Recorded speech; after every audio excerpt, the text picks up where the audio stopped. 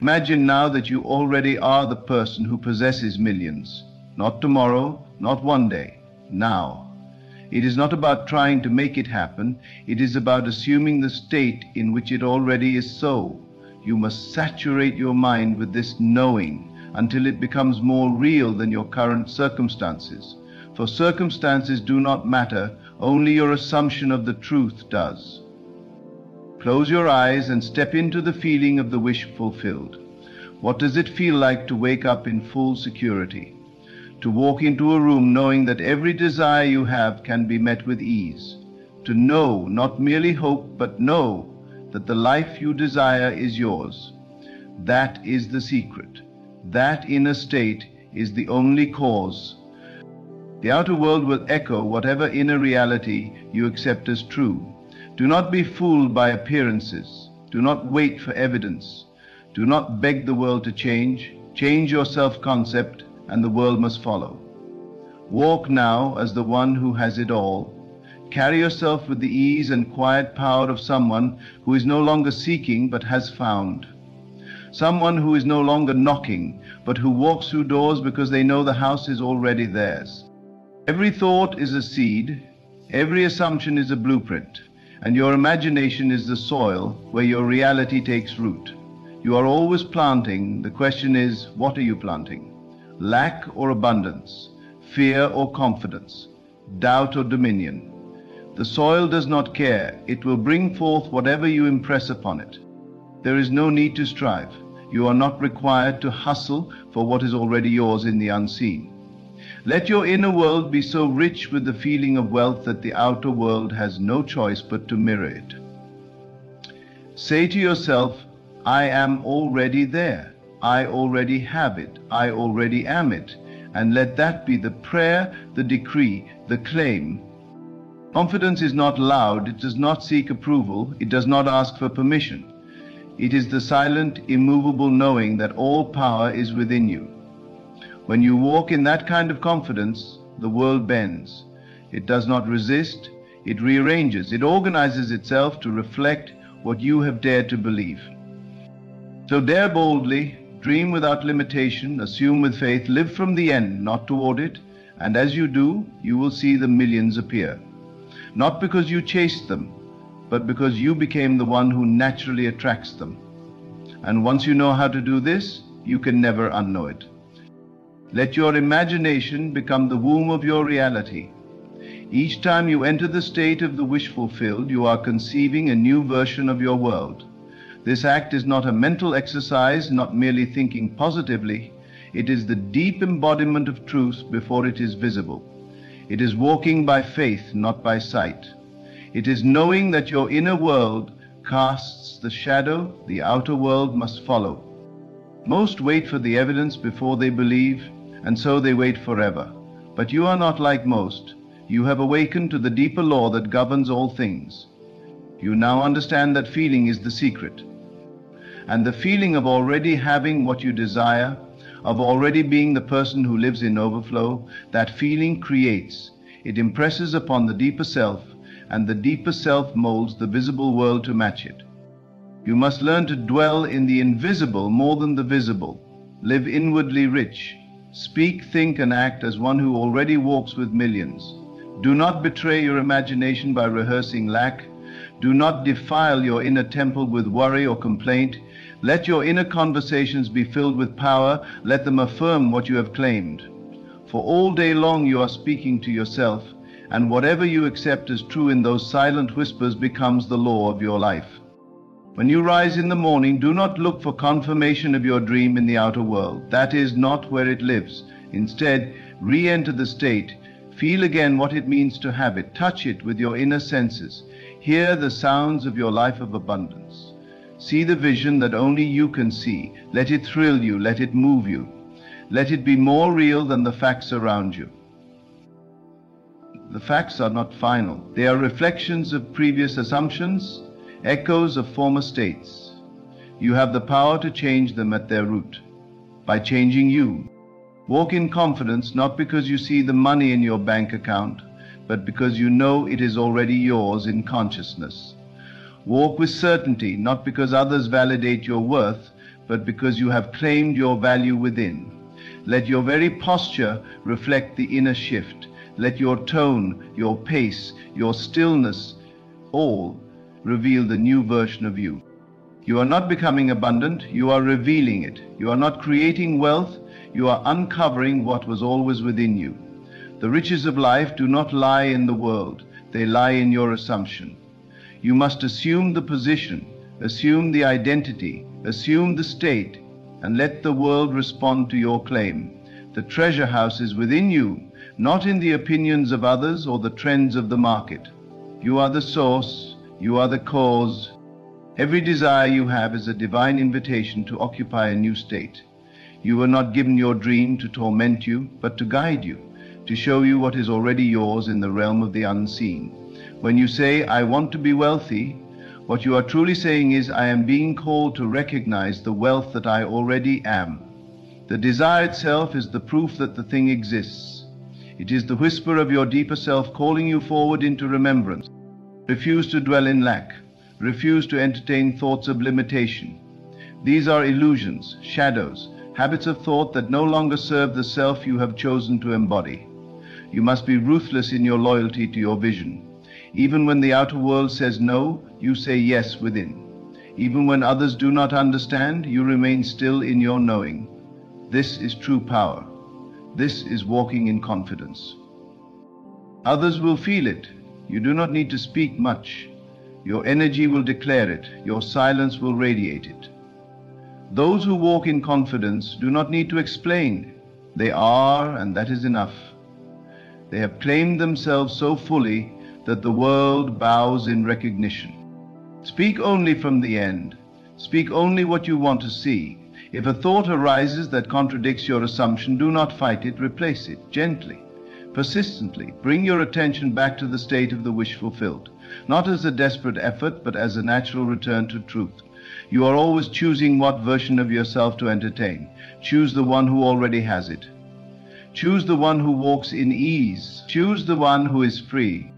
Your bank account is not your supply. Your job is not your source. The world is not your authority.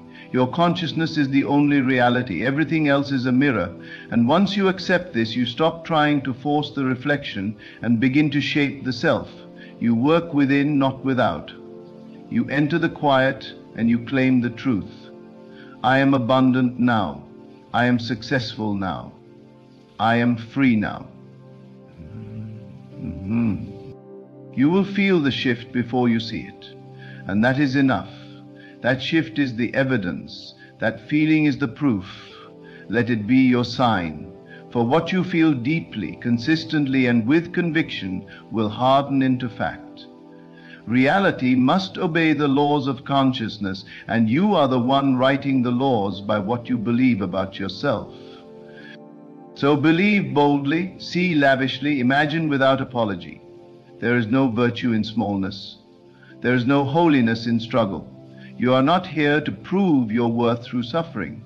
You are here to awaken, to remember, to become fully aligned with your divine inheritance.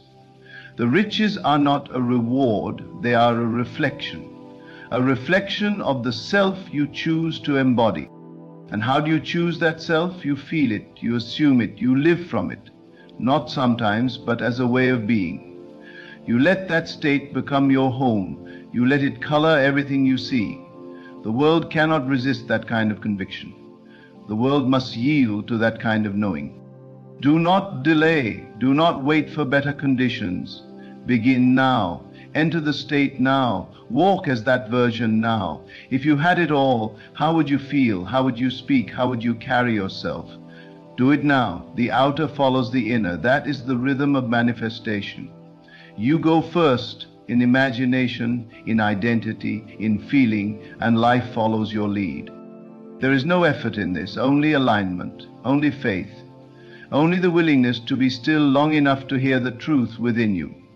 That truth will not scream, it will not beg, it will whisper, it will say, you already are, you already have. Just be still and know. You are not here to beg reality to change. You are here to command it through your inner alignment, through your assumption, through your unshakable identity. And you do not command with force, you command with clarity. You command by being. The ones who manifest millions are not different from you, they are not special. They have simply mastered the art of dwelling in the state of already having. They do not need evidence to believe, they believe, and then the evidence comes. They are loyal to their vision, regardless of what the senses report.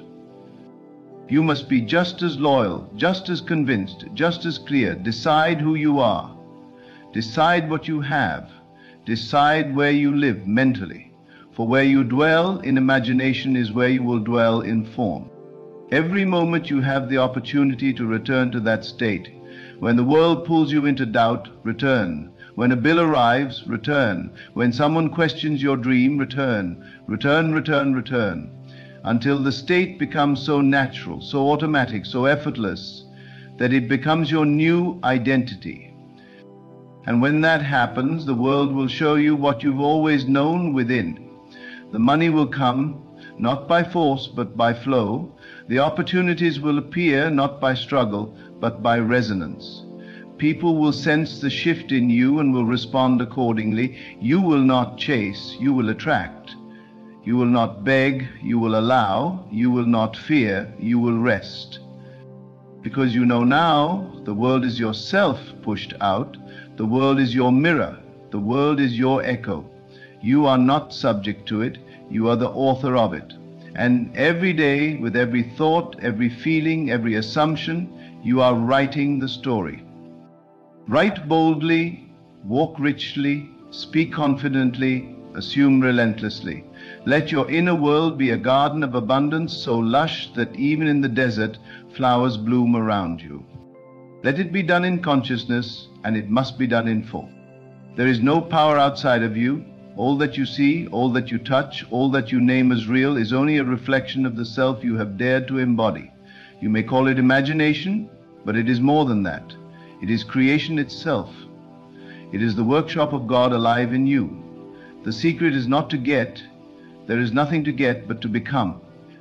And you become not through toil, not through endless action, but through the inward acceptance that I am already what I seek. There is no delay in manifestation. There is only delay in assumption. The moment you fully accept your desire as already yours, the wheels begin to turn. Life begins to move to match your claim. People, events, circumstances, they all rush into place around the new self you are being. And it will seem strange to the old mind. It will seem too easy, too subtle, too unreal. But that is only because you were trained to believe that change must be earned, not realized. Yet here you are, not needing to strive, only needing to assume. The confidence you walk in is not arrogance, it is alignment. You've stopped seeking confirmation from the world. You are no longer addicted to feedback. You have gone within and you have seen who you truly are. And having seen it, you refuse to deny it.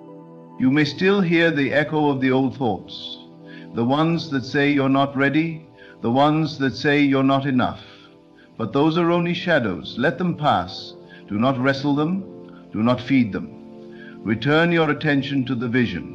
Return to the state. You do not need to fix anything. You need only remember. You are the operant power. You are the author of the script. And the script only changes when the author changes. If you would write a new chapter, you must write from the end. Start from the outcome. Begin from the place where your desire is fulfilled. Walk into the scene. Feel it real. Smell the air of success. Hear the laughter of joy. Touch the textures of wealth. And live there, not for a moment, but until it becomes natural. Until the old state feels foreign. You are not pretending. You are not faking. You are creating. The world may say, but where is it? And you smile because you know it is already done. You have assumed the new self, and so the new world must appear. It cannot do otherwise. The law is sure. When you doubt, return. When you fear, return. When the mind wants to calculate and control, return. You are not here to make things happen. You are here to align, to allow, to embody. Everything that is yours by right of consciousness will come. You do not have to chase, You do not have to plead, you simply have to be. And you are. You are the one who walks in confidence, not because the world applauds you, but because you have heard the applause within. You have stood in the throne room of your imagination and claimed the crown, not as fantasy, as truth, as your rightful state. The millions you seek are not just in dollars or possessions. They are in the feeling of abundance that flows from you effortlessly. You are rich in peace, rich in freedom, rich in knowing. And from that richness, material wealth is drawn easily, naturally, magnetically. For money is energy, and energy flows to the one who knows where they stand. If you must act, act from that state. Do not act to get something, act because you already have it. Every gesture, every word, every step is infused with the energy of fulfillment. That is inspired action. That is divine movement. That is how creation flows. From the unseen to the seen, from the assumed to the actualized. You are not bound by the past. That was a different self, a different script. You can turn the page now. You can step into a new scene. Nothing is stuck, nothing is permanent. Everything is fluid to the one who lives by inner conviction. You are not a prisoner of time, you are the architect of it. And what you declare now, with feeling, becomes the seed of your tomorrow.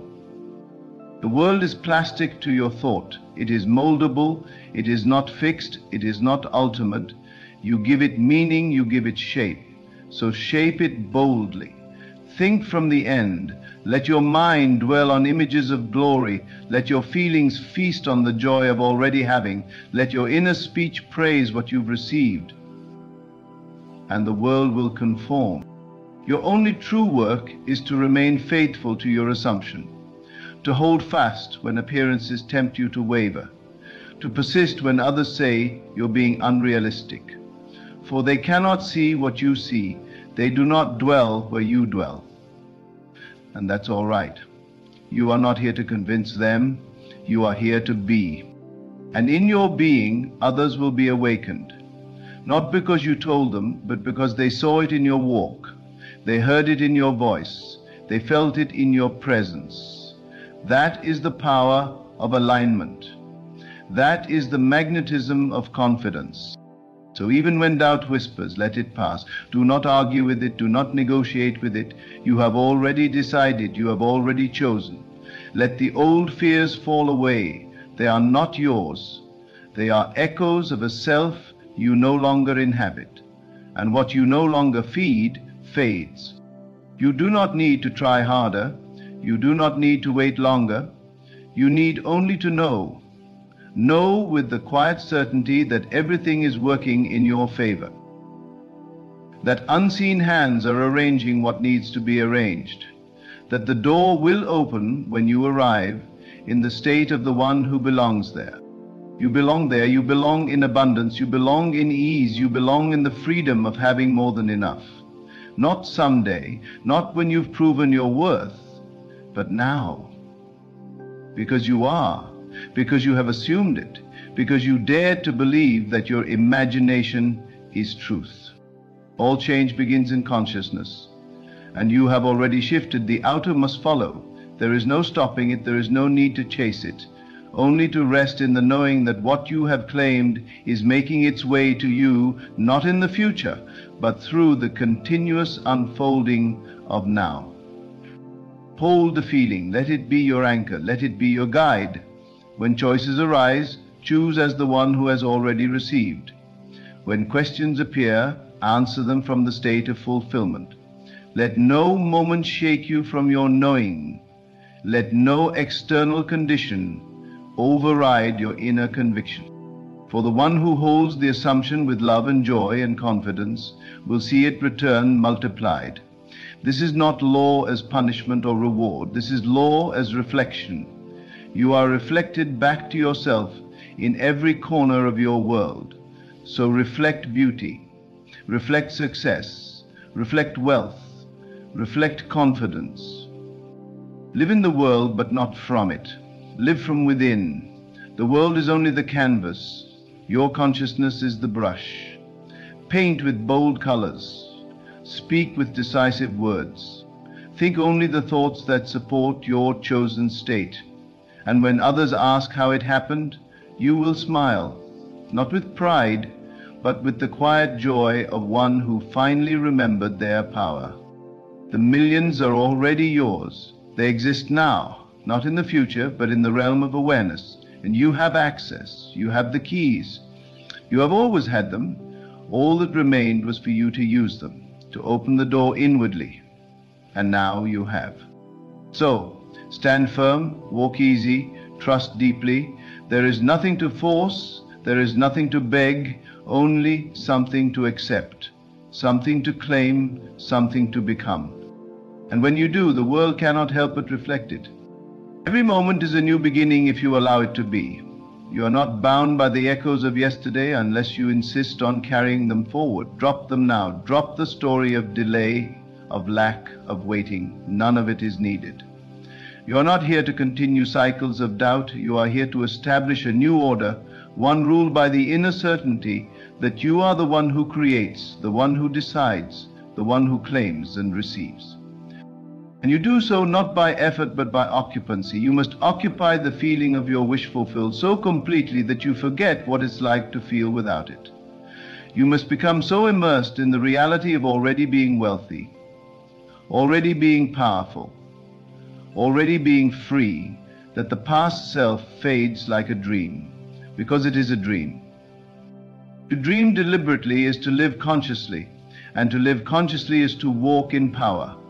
The unconscious man blames circumstances, fights against the mirror, and hopes for change. But you have seen behind the veil. You no longer look outside for answers, you look within, and you assume the state of the answer. You assume the identity of the fulfilled one, the abundant one, the successful one. You no longer seek permission to be what you are, you declare it. And the declaration is not in words alone, it is in vibration, it is in presence. It is in the invisible energy that moves through you and reshapes the visible. You speak without speaking, you radiate without effort, the world cannot help but respond.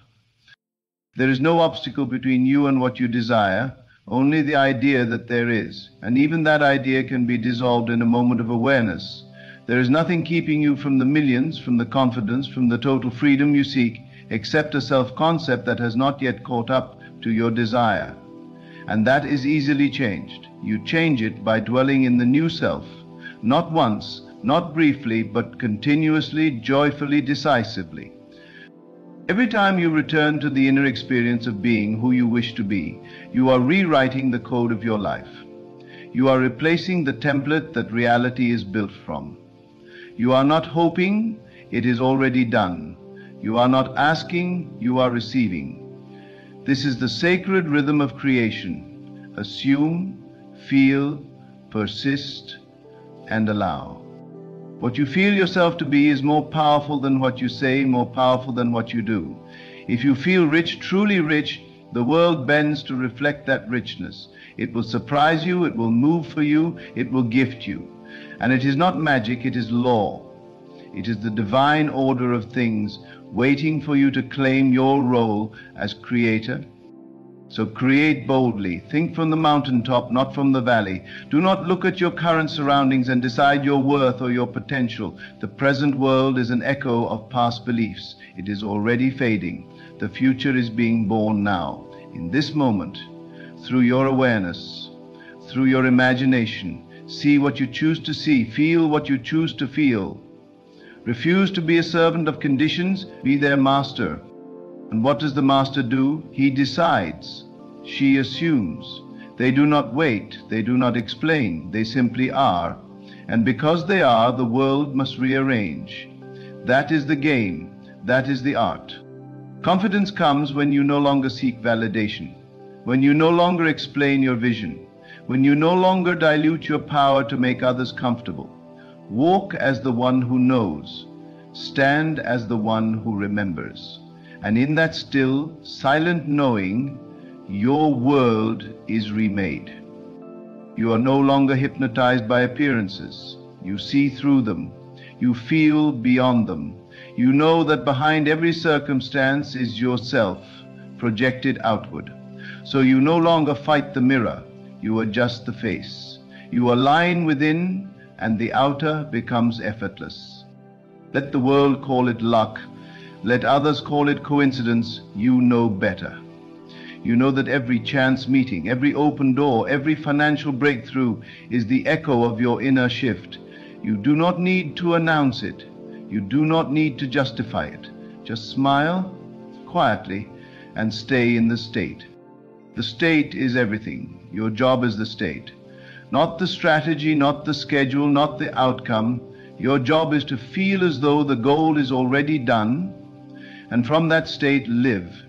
Speak as the one who already has it. Walk as the one who already is it. Love as the one who already knows they are worthy of everything they desire. And if a voice arises within that contradicts this truth, you do not fight it. You simply do not feed it. You return. You persist. You anchor yourself again and again until the new state becomes your natural dwelling place, not because you forced it, but because you chose it. Persistence is not struggle, it is devotion. Devotion to the truth of who you really are. Devotion to the version of you that already exists in the unseen. And that version is not far. It is you now minus the doubt. It is you now minus the memory of failure. It is you now minus the story of limitation. So let that version rise, let it breathe, let it walk, let it take over, not one day, but now. There is nothing you need to fix before you can be that version. There is nothing you need to earn. You have imagined it, and so it is. You have felt it, and so it must appear. This is not philosophy. This is law, as certain as gravity, as true as breath. You have heard the world say, be realistic. But you now know what is truly real. The world you see is temporary. The reality you feel is eternal.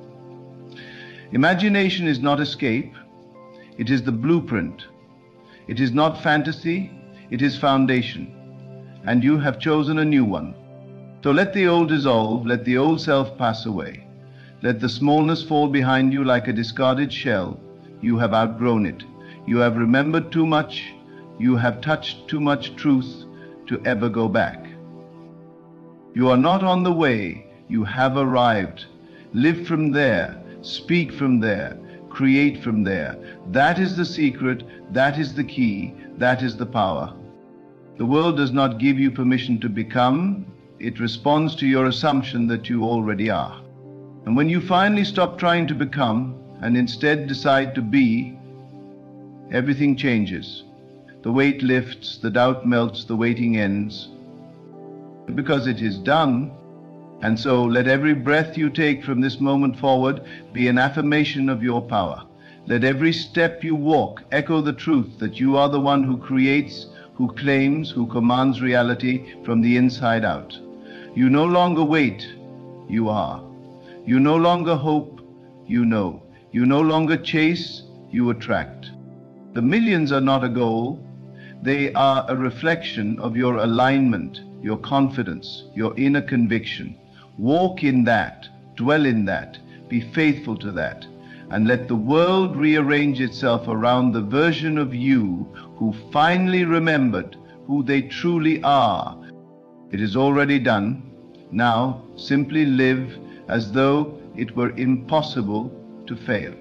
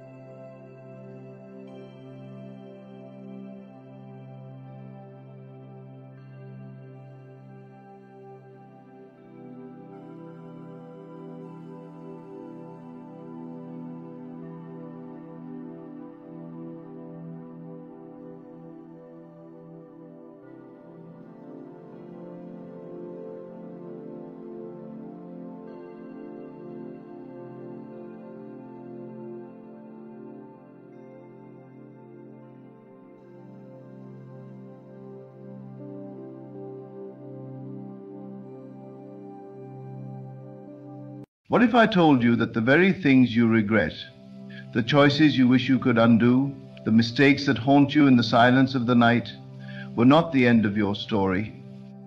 That in the hands of God, your past is not a chain, but a key. There is a mystery that has echoed through the ages, woven into the tapestry of redemption, that our God, who is not bound by time, not confined by circumstance, does not merely forgive sin, he transforms it. He redeems it. He makes it serve his purpose. You see, we think in terms of failure and shame, but he thinks in terms of destiny. You see your past as disqualified, but God sees it as preparation. That wound you carry, he will turn it into healing for someone else. That shame you buried, he will raise it up as a testimony. That mistake that derailed your life, he will reroute it to fulfill the very calling you thought you'd lost. Think about it. Moses murdered a man and God turned him into a deliverer. David fell in sin, and from that brokenness came songs that still heal souls. Peter denied the very Messiah he swore to defend, and that same mouth would later declare his resurrection with power.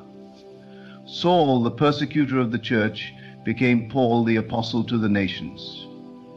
This is the pattern. This is the way of the kingdom. God doesn't waste anything. Not your sin, not your scars, not your failures. There is a divine paradox at work. The enemy thinks he's won when he leads you into sin. He celebrates your fall, not knowing he's just planted the very soil where God will bring forth fruit. The devil thought the cross was the end, but it was the beginning. He thought the blood was defeat, but it was victory. And so too with your life. The very thing meant to destroy you becomes the thing God uses to glorify himself through you. What Satan uses to write shame, God rewrites into grace. What the world says disqualifies you, God says qualifies you. In the economy of heaven, brokenness becomes currency. Ashes become beauty, and the past becomes a platform. Do you know why God does it this way? Because when people see your life and they know where you've come from, they can't explain the transformation. It confounds logic. It silences the accuser.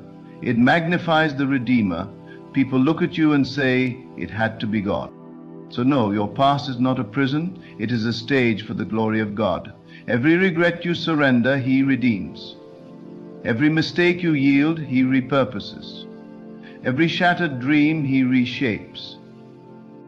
And in the end, you won't just be someone who was forgiven.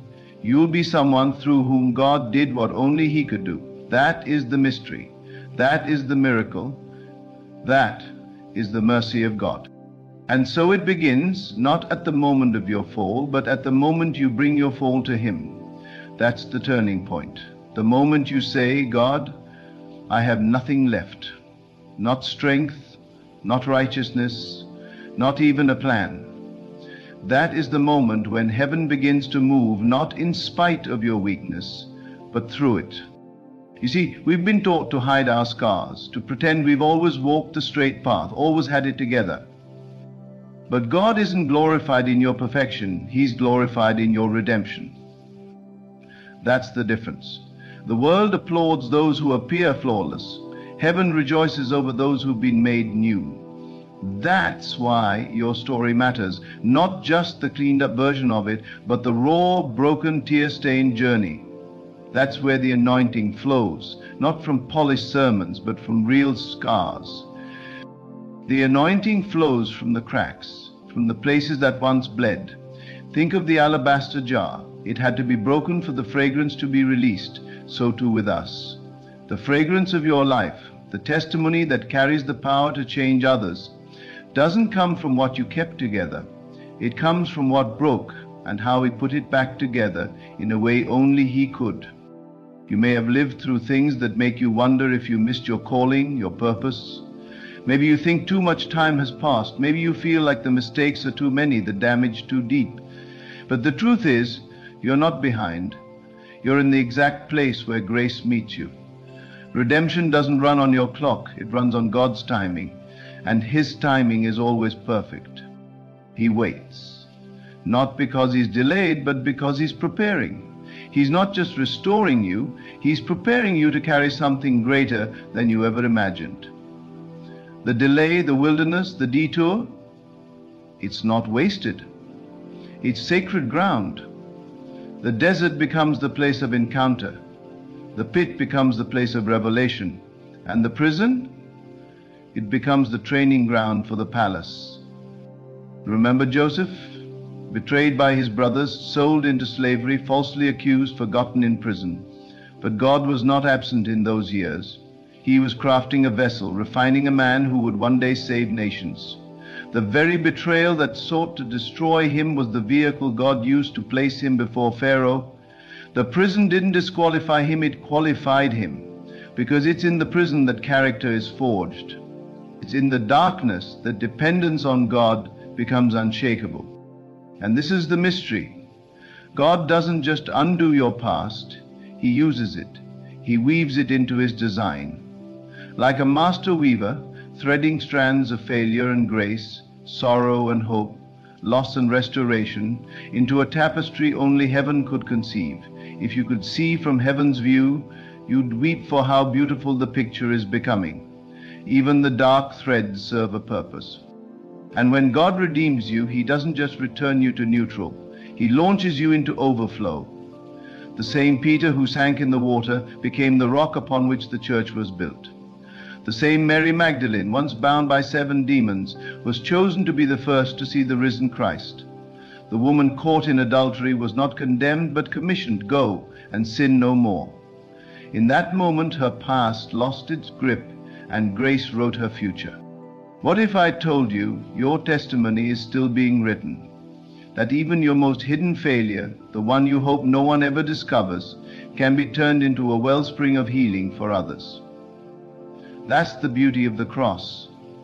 It doesn't just erase sin, it transforms it into a message of hope.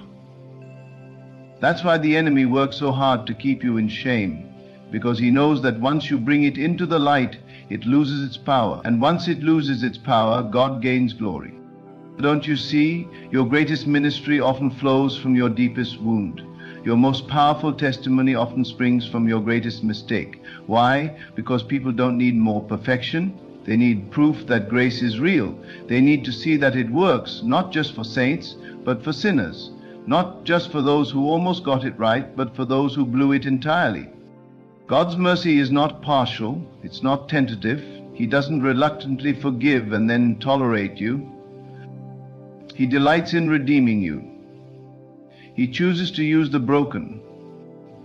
He doesn't need your resume. He wants your surrender. He wants the very thing you think disqualifies you. Because when He uses that, there can be no doubt it's Him. Not you, not your wisdom, not your strength, but Him. That's how the glory is preserved. So what do you do with your past? You bring it to the altar. You don't polish it up. You don't try to make it look better. You bring it as it is, bruised, broken, bleeding. And you lay it down. And the fire of God consumes it, not in judgment, but in love. And from those ashes, something new rises, something sacred. That's when you stop living to hide your past and start living to reveal His grace. That's when your story becomes a weapon. That's when your scars speak louder than your silence. Because now you're not hiding, you're testifying. You're walking into rooms where others are drowning in shame, and you're saying, "I've been there, I know what it's like, but let me tell you what God did for me."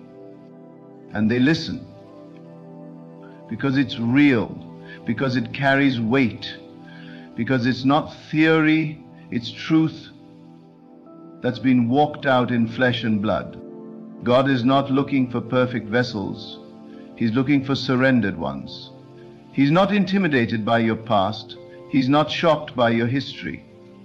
He saw it all before you lived a single day, and still He chose you. Still He called you. Still He wrote your name into His plan. Do you think He didn't know? Do you think your failure surprised Him? No. It was already accounted for.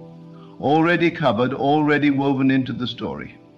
And not only that, he intends to use it to glorify himself, to bring freedom to others, to reveal the power of his mercy.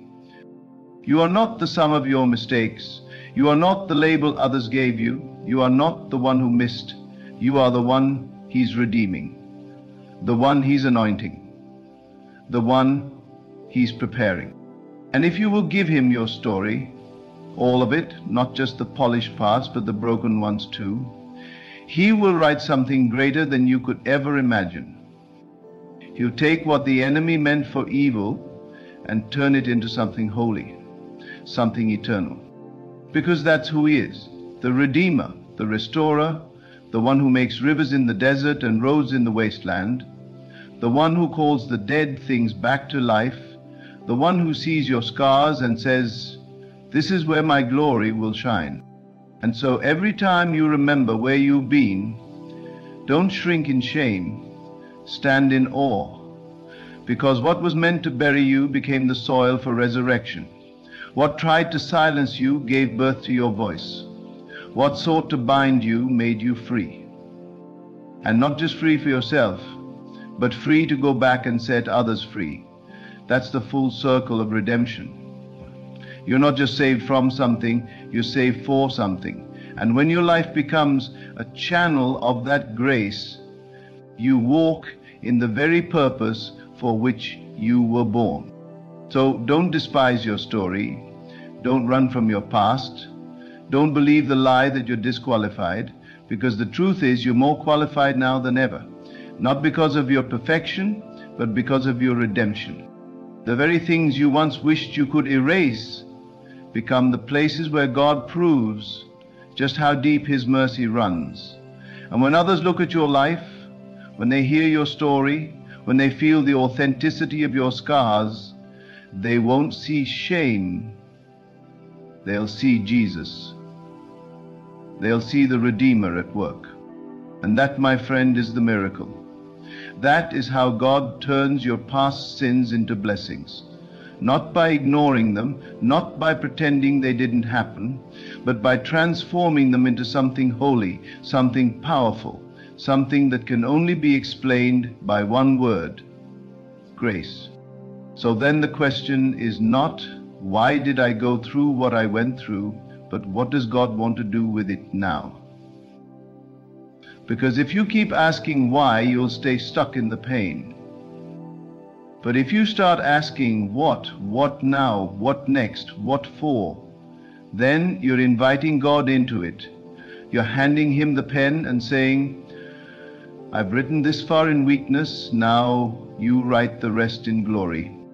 And he will, because he doesn't just redeem time, he redeems story, he redeems identity, he redeems legacy.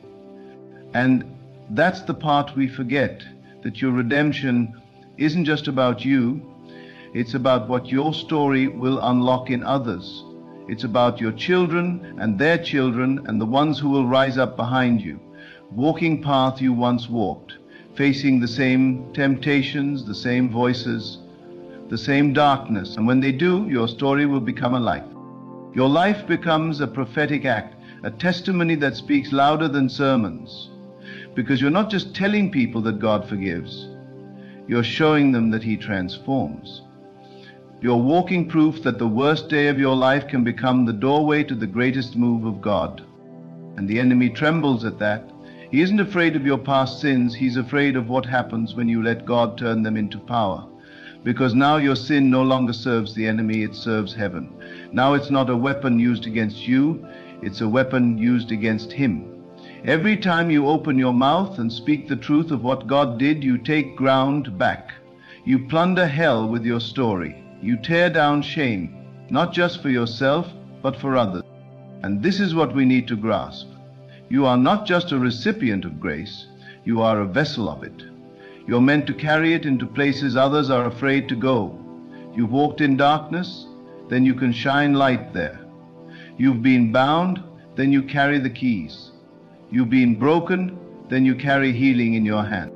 God never wastes a wound, not one tear, not one failure. He stores them all, redeems them all, and turns them into the oil of anointing. That's why those who've been forgiven much love much, because they understand the cost. They know the pit they were pulled from, and that love becomes a fire.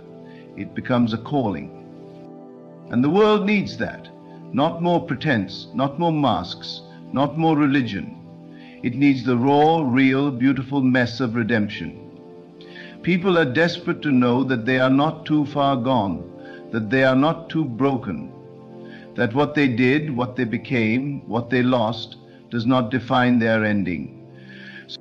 And you, your story, your life becomes the evidence, the walking, breathing, living evidence that God is who He says He is, that Jesus saves, that mercy still flows, that resurrection is not just an event, it's a process, it's a lifestyle, it's a holy reversal of what the enemy meant to destroy.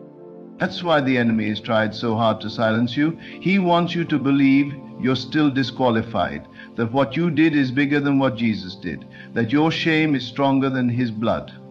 But it's a lie, a bold-faced, trembling lie, because the moment you agree with heaven instead of hell, everything begins to change. You begin to live not from your past, but from your future, not from guilt, but from purpose. And suddenly your days have weight again, your steps carry glory, your words carry power, not because you are powerful, but because grace is. And grace doesn't just cover what you did, it reclaims it. It takes back what was stolen, it takes the place of the fall and turns it into the foundation. God doesn't just say, I forgive you. He says, I'm going to use that, watch me. He's the God who takes prostitutes and makes them part of the Messiah's lineage. He takes the liars, the cowards, the murderers, and makes them heroes of the faith. That's not a coincidence, that's a pattern. That's His signature move. So if you feel like your story is too messy, too far gone, too complicated, good. You're in the perfect place for a miracle. You're the raw material for redemption. You're the one He's after, because those who've been shattered, once healed, carry the sharpest clarity. They know what matters, they know who matters, and they'll give everything to see others find the same freedom. And make no mistake, your freedom is the beginning of someone else's. It doesn't stop with you. That's the multiplication of grace, the exponential blessing of redemption. When God turns your sin into a blessing, it echoes. It doesn't just change your life, it changes generations. It breaks curses, it rewrites bloodlines, it shifts atmospheres. Because when you're no longer ashamed of your past, the devil loses his grip. When you're no longer afraid to speak the truth, chains start falling off other people. When you let God turn your sin into a story of grace, that story becomes a sword. And suddenly, you're not just someone who is saved, you're someone who's dangerous to darkness. That's why the enemy fights so hard to keep people in cycles of guilt and silence, because he knows what happens when they rise, when they walk in freedom, when they stop hiding and start testifying. That's when people say, if God could do it for you, maybe He can do it for me. And they begin to hope, they begin to believe, and that hope becomes faith, and that faith changes everything. So don't curse your past. Don't bury it in silence. Don't edit it to make it look acceptable. Let it breathe. Let it speak. Let it rise with power. Because when you do, when you offer it fully to God, He will do something you never thought possible. He will anoint it. He will sanctify what the world calls shameful. He will glorify what was once hidden. He will take your lowest point and build from it a testimony that shakes hell. And that's not just poetry, that's truth, that's the gospel, that's the blood of Jesus applied to real life. That's what happens when a sinner says yes to a Savior and then keeps saying yes even when it's messy, even when it's hard, because that's the price of redemption. It's free for you, but it cost him everything. And when you live in that truth, you don't walk the same, you don't speak the same, you don't love the same. You live like someone who's been rescued, like someone who's been restored, like someone who owes it all, not in shame, but in worship. And that worship isn't always a song, it's your life. It's your courage to tell the truth. It's your willingness to go back into the darkness and shine the light for someone else. It's your refusal to let the past define the future. Your boldness to believe that every part of your story belongs to him now. Because it does. Every chapter, every fall, every regret, every comeback, every whispered prayer, every cry for help, every second chance, every healing, every yes.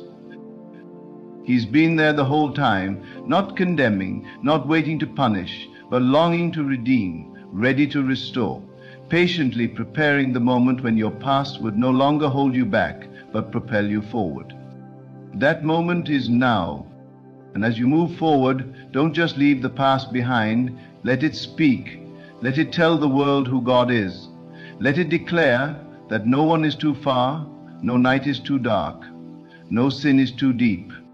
Let your life be the sermon. Let your story be the altar. Let your redemption be the blessing you never saw coming. Because redemption doesn't stop at rescue. It turns into revelation. And not just the kind that changes your mind, but the kind that shifts the ground under your feet. The kind that redefines how you see everything. Your past becomes sacred ground, not because of what happened there, but because of what God did with it. And once you begin to see that, once the scales fall from your eyes, you'll realize that your history is no longer a source of shame. It's the foundation of your calling. What if the very thing you thought disqualified you was the very thing that God allowed to shape your heart for your assignment? What if that heartbreak, that detour, that disaster, it wasn't the end of your story, but the beginning of the real one? The one that's authored not by your striving, but by his Spirit. God doesn't operate like we do. He doesn't sift through resumes or weigh credentials. He doesn't look for the polished, the pristine, or the put together. He looks for the willing, for the broken, for the ones who have nothing left to prove, but everything left to give. He looks for those who are emptied out enough to be filled with his fire. And once that fire comes, you change. You can't go back. You can't walk the same way. You can't pretend that grace is just a concept when you've lived it, bled for it, wept in it. You become possessed by purpose, not because you're chasing greatness, but because greatness is chasing you.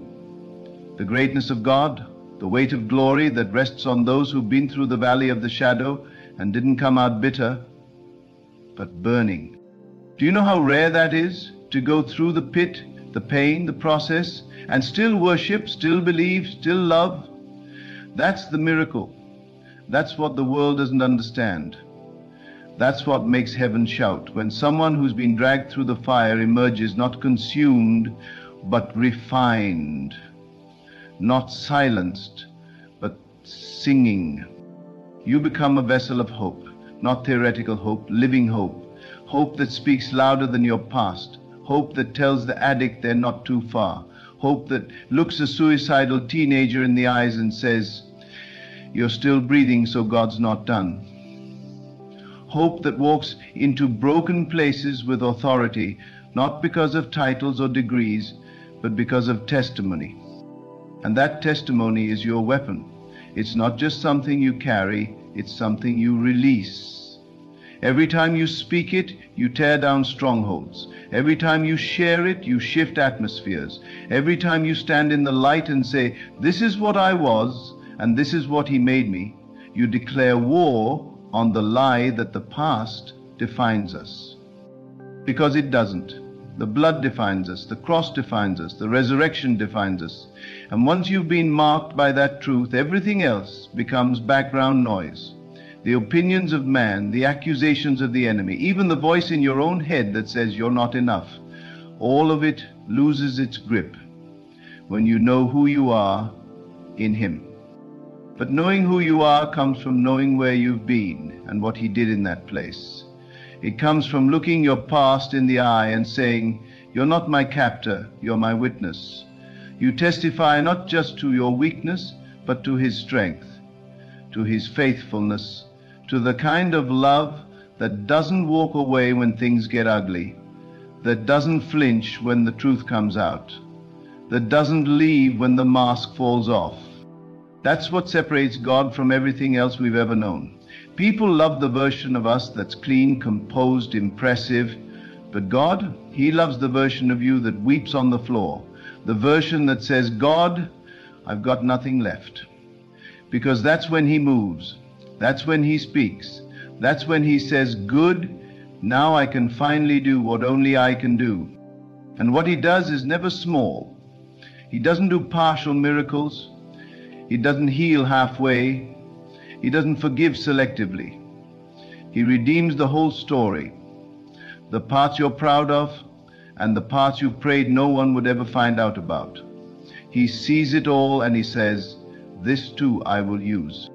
So stop hiding the very thing He wants to anoint. Stop disqualifying yourself from a race He already marked you to run. Stop agreeing with the enemy's voice in your head and start agreeing with the voice that spoke the universe into being.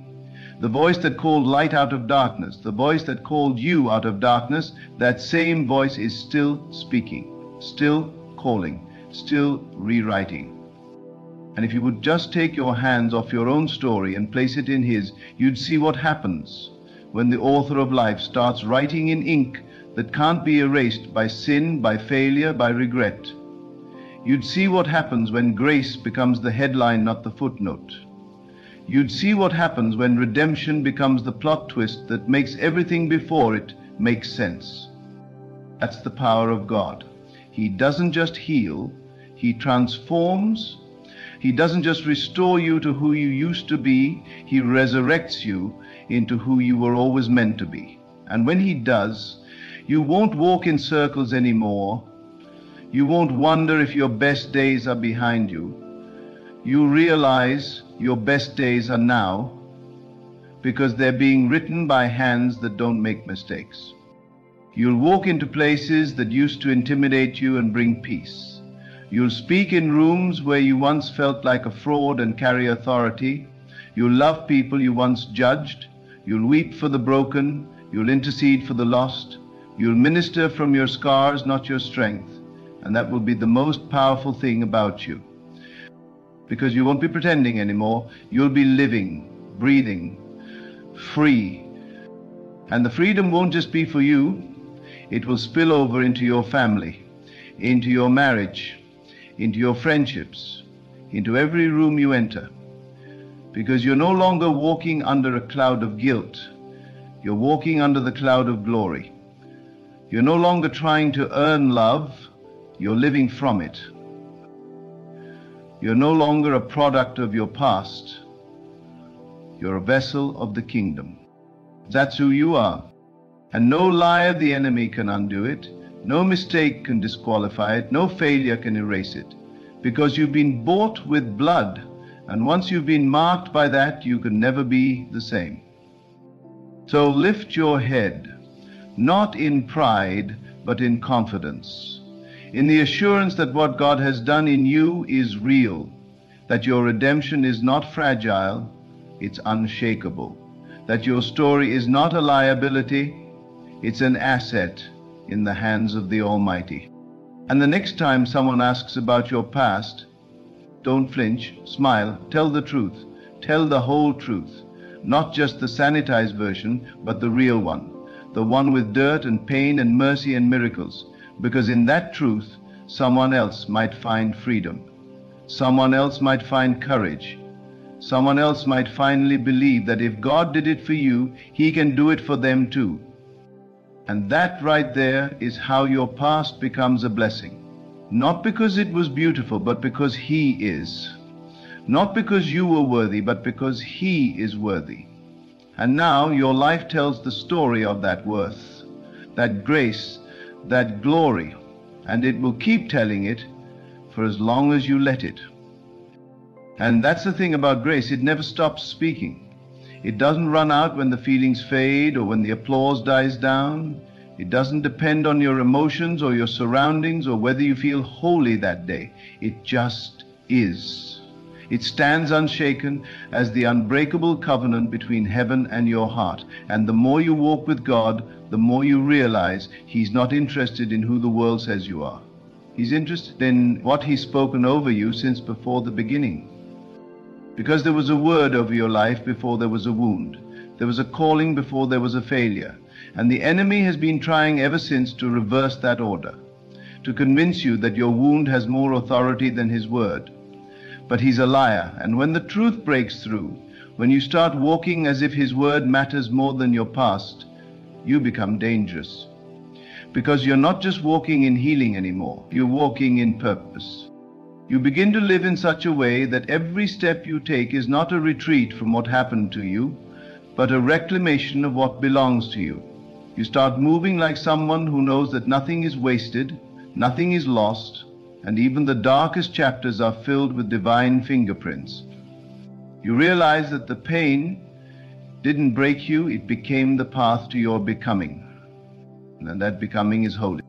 It's in the wilderness where voices fade and only one remains, the voice of the shepherd. And that voice doesn't just remind you who you are, it reminds you who He is. And now here you are, still breathing, still standing, maybe even limping a little, but still moving forward. And that limp is your blessing. That limp is your mark. That limp says, I wrestled with God and didn't let go. I went through the night and I came out with a name change.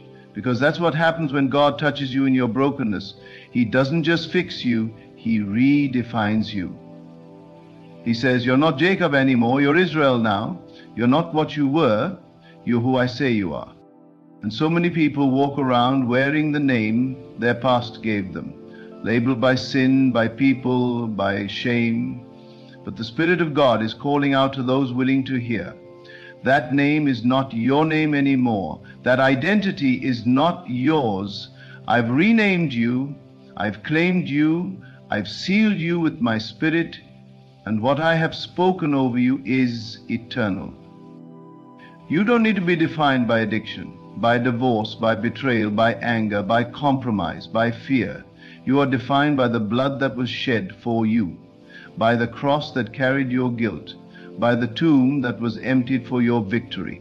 That is your identity. And once that becomes real to you, once it sinks in, not just in your mind, but in your spirit, you will never see your past the same way again. You will stop asking, why did I go through that? And start asking, who can I help now that I've been through it?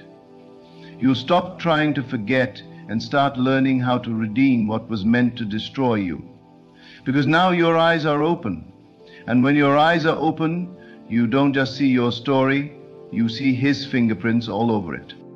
Even in the mess, even in the madness, even in the chapters you'd rather skip over, He was there. Not endorsing the sin, not excusing the choices, but weaving it all into something eternal. Because that's what grace does. It doesn't make light of sin, it just makes much of Jesus. And in doing so, it removes the power of the sin and restores the power of the testimony. That's why there's power in your story, not because of what happened to you, but because of what God did with it, because of what He's still doing with it. He's not finished. He's still writing, still healing, still using it to touch lives you haven't even met yet. Your story is bigger than you. It's bigger than your comfort zone, bigger than your fear, bigger than your reputation, because when God redeems, He doesn't just fix you up and send you back into the world unchanged. He clothes you in His righteousness. He puts His Spirit inside of you. He commissions you with the authority of heaven to walk in places where others still feel trapped and bring freedom. And that's what the world is starving for. Not just people who look holy, but people who've been through hell and came out worshiping. People who can say, I know what shame feels like. I know what isolation feels like, but I also know what grace feels like. And I wouldn't trade the journey, because in the fire, I met the one who never left me. And once you've encountered that love, real love, relentless love, redeeming love, you can't keep it to yourself. You become a carrier of glory. You become a threat to hell, because you've seen what God can do with the worst of you. And now you live in expectation of what He can do with others. You start seeing broken people not as projects but as future testimonies. You look at dry bones and see potential. You hear stories of ruin and imagine resurrection. Because now you know, not because someone told you, but because you've lived it. You've seen the worst and still believe. You've stumbled and He caught you. You've sinned and He forgave you. You've doubted and He still called you. You've run and He ran faster. That kind of love changes you. It makes you brave, not in your own strength but in His. Brave enough to open your mouth. Brave enough to tell your truth. Brave enough to stand up in rooms where you used to shrink back. Brave enough to walk into your calling, not because you earned it, but because He paid for it. And He didn't pay for a watered-down version of you. He paid for the real you, the full you, the messy, complicated, inconsistent you. He looked at that version and said, I want them. And then He gave everything to make you His. So what now? You live like someone who knows they've been chosen. You walk like someone who knows they're redeemed. You speak like someone who knows the weight of their words. And you never stop telling the story, not just for your sake, but for theirs, for the ones still in the pit, still in the prison, still believing the lie that God only uses the clean. You show them that He uses the wounded, that He anoints the broken, that He doesn't call the qualified, He qualifies the called. And your life becomes proof, not just that God exists, but that He is good, that He is merciful, that He is the kind of God who takes what was meant to curse you and turns it into your crown. So let Him use all of it, the tears, the trauma, the testimony. Don't waste the grace you've received by hiding it. Don't bury the miracle. Speak it, live it, share it, let it out into the world so it can do what it was always meant to do, change lives, one broken, beautiful, surrendered heart at a time. And so, if there's one thing you take with you, let it be this. Your past is not your prison, it's the platform God is building under your feet. What once tried to break you has no authority anymore, because in the hands of the Redeemer nothing is wasted. Not a single scar, not a single stumble, not a single season of silence. He has turned it all into a song, a story, a sermon written in the language of grace. You don't walk out of this carrying shame, you walk out clothed in purpose. You don't carry the weight of who you were, you carry the anointing of who He's made you to be. So lift your head, square your shoulders, and take the next step. Because your story isn't over, it's just beginning. And now, it's not a story of what you did, it's a story of what He's done. Let the world see it, let hell regret it, let heaven rejoice in it, and let your life declare it for all to hear. Our God takes the broken, the guilty, the fallen, and turns them into the blessed. That's who He is. That's what He does. And that is who you are now. Walk in it.